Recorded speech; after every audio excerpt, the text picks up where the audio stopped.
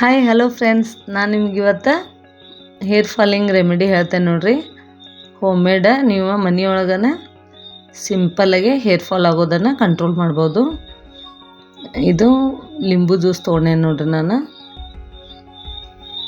ಇದು ಸಾಸಿವೆ ಎಣ್ಣೆ ಐತಿ, ಇದು ಕೊಬ್ಬರಿ ಎಣ್ಣೆ ಐತಿ ನೋಡ್ರಿ.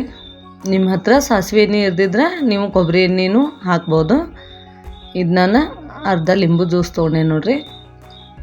ಇದನ್ನು ಮಿಕ್ಸ್ ಮಾಡೋದು ಹೇಗಂತ ಹೇಳ್ತೇನೆ ನೋಡ್ರಿ. ಈಗ ಇದನ್ನು ನೀವು ಡೈಲಿ ನೈಟ್ ಹಚ್ಕೊಂಡು ಬೆಳಗ್ಗೆ ವಾಶ್ ಮಾಡ್ಬೇಕು ನೋಡ್ರಿ.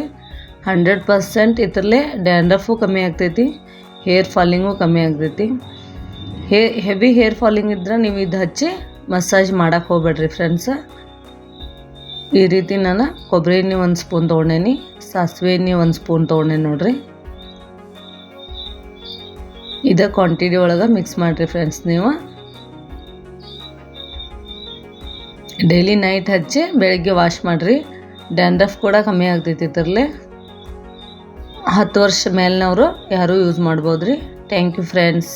ನಮ್ಮ ಚಾನಲ್ಗೆ ಸಬ್ಸ್ಕ್ರೈಬ್